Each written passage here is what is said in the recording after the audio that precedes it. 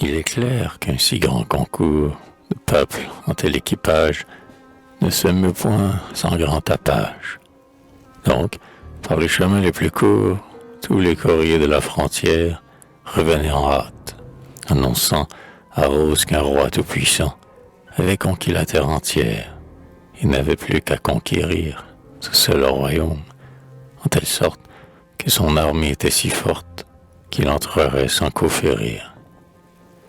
Rose ouït ce préliminaire, comme reine sans s'émouvoir, ayant hérité du pouvoir de son père mort centenaire.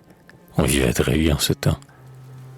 Mais l'on s'étonnait que la reine demeurât d'humeur si sereine devant ces périls éclatants.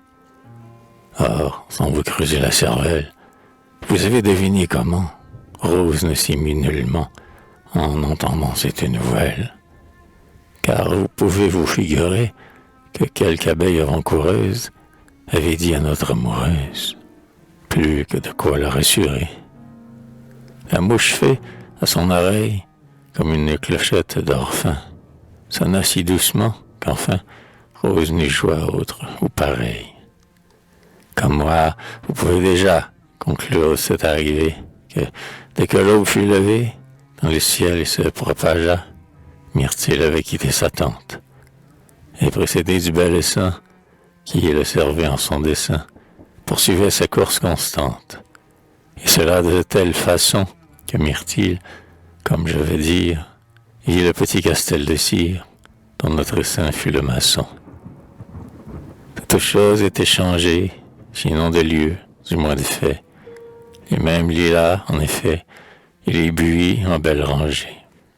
Avec l'âge était devenu si grand, que les grands chênes que l'on voit aux forêts prochaines n'étaient que brins d'herbe menus.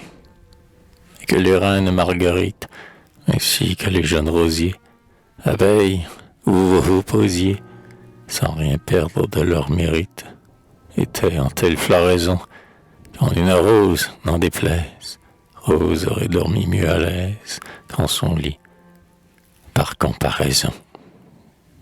Et l'odeur fraîche et pénétrante de tant de parfums, dit l'auteur, avait fait une eau de senteur de long du nid transparente du lac qui s'était emporté hors de ses bornes naturelles, que ces eaux pouvaient bien entre elles couvrir notre monde habité.